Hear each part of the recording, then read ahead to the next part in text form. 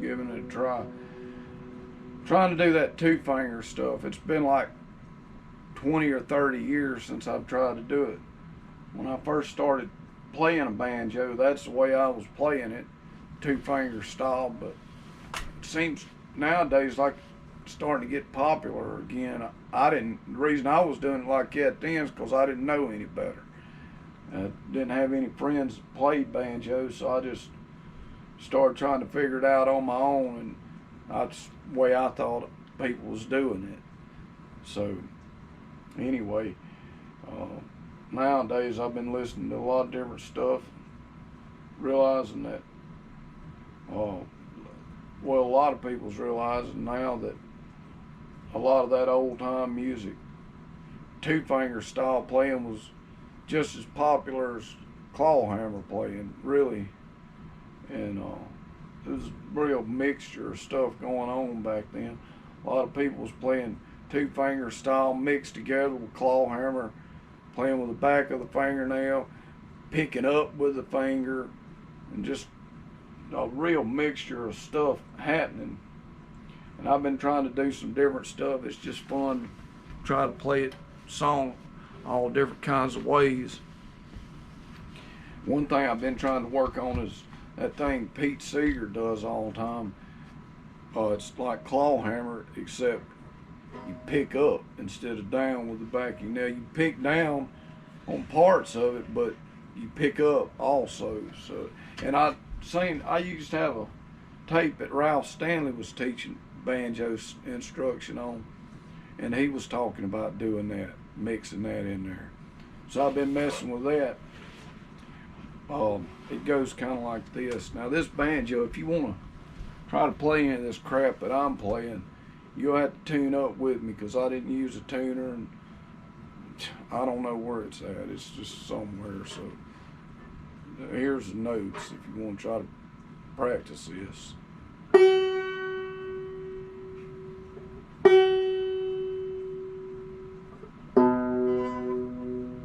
Oh yeah, and I've got this thing in an open C tuning. So that's a C note, or somewhere around about a C note.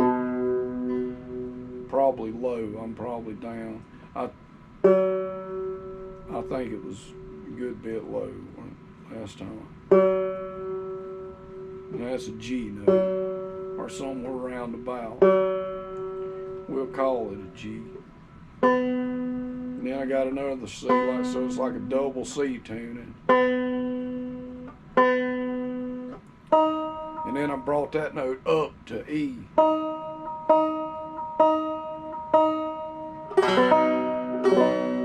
It's pretty close. I learned that tuning from there. When I used to live in Nashville, I played a lot of street music.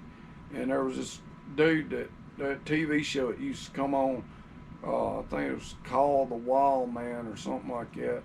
Had that Ernie guy, Turtle Man they call him. He'd go around catching all these animals and stuff. Well, the other guy that played on there, his name was Neil. I don't remember what his last name was. I think he's dead now. But he played old time banjo, and I was out there doing street music, and he come walking through. I guess he was visiting on vacation or something. And I recognized the guy because I used to watch that show all the time. And I said, "Hey man, you know, how's it going? Blah, blah, blah." And he stood there shooting the crap for a little while. He showed me how to do this tuning here. It's just a open C chord. It's like a double C tuning. except you go ahead and bring the D string up to a E note. So anyway, well, I was talking about that Pete Seeger stuff. So I've been trying to work on that, and he's doing this thing. I don't know how well you can see my right hand on this, but I'll try to kind of turn it at an angle. Maybe you can see it better. And it seems like I had a book when I was a kid that showed how to do it like that. Some kind of how to play banjo book or something. And I think it was, I don't know if Pete Seeger wrote that thing or what, but it's definitely showing that, it was showing that style of picking. You pick up on a note and then pick down with the back of your fingernails. So I just been kind of trying to get comfortable with it, messing around with it and doing little pull-offs and stuff. I was coming up with some stuff kind of just for a practice routine, kind of like.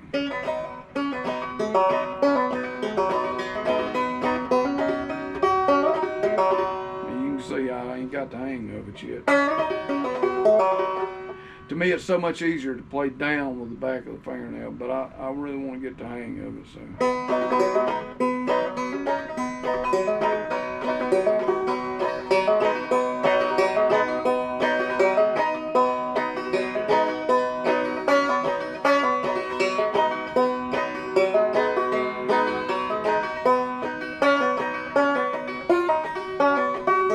Another thing, I'm not real used to this, having this bottom string tuned up to the E note, so I keep hitting funky notes on that.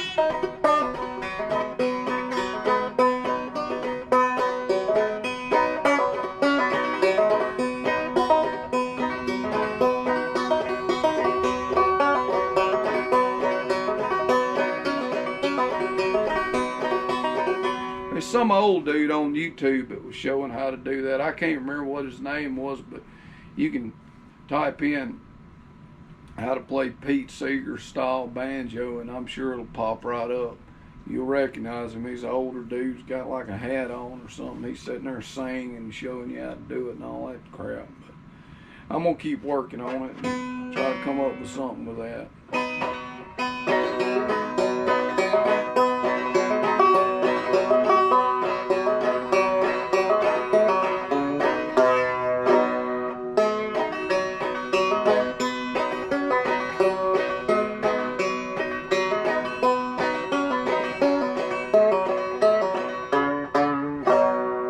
One thing that brings up a good point, learning something new like that, you can see how I'm struggling with it. One thing I read in some book one time, and I heard somebody mention it the other day on some video I was watching. Whenever I'm trying to learn something new, try to keep in mind to slow things down slow enough that you can actually play it without screwing up, even if it means playing it extremely slow. Just ever how slow you can play it, it's a good idea to be able to, you know, if you're sitting there practicing something, if you're sitting there playing something over and over, trying to do it too fast, making the same mistakes over and over, basically what you wind up doing is practicing mistakes, and you really don't get that. If you're not careful, it'll mess you playing up even more. You'll make a lot more progress, it seems to me, like if you slow it down ever how extremely slow it has to be that you don't screw up.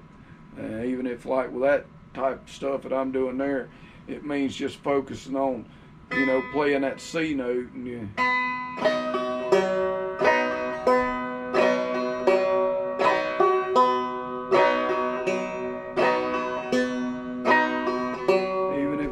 going that slow, and just keep doing it like a million times. I remember the old Earl Scruggs book when I was a kid. Somebody gave me a copy of that thing. It would show this one lick or forward roll or whatever, and then it would have like a repeat sign. It'd say like 1,000 after it. I mean, basically whatever lick you're gonna get the hang of. That's how I learned how to play claw hammer. It was before they came out with YouTube. I read in some book, you know, can't remember how to do that basic what they called it, a bum ditty. I thought it sounded kind of stupid, but it was just telling 2 strokes down, and then you hit the 5th string with your thumb. And I just walked around doing that all day that day.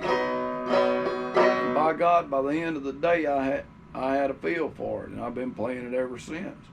That's usually, you know, if you want to learn something fast, practice it a whole bunch. You know, if you want to make progress, practice. I mean, that's the bottom line when it comes to playing any kind of instrument. If you don't put a lot of hours into it, it's just going to sit there and you'll stay about the same. You won't make any progress. More time you put into it, faster you get better. Better you get. It's bottom line. It's all about spending a lot of time doing it. Do it slow enough that you can pull it off without screwing up.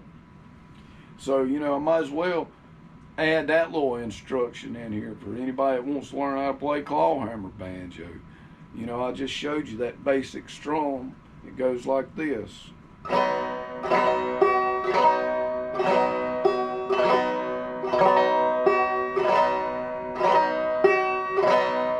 And just sit there and practice it all day.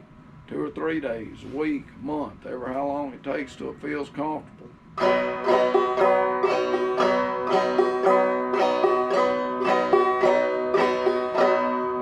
And here's the tuning again if you want to tune up with me, because I've been blabbing a bit.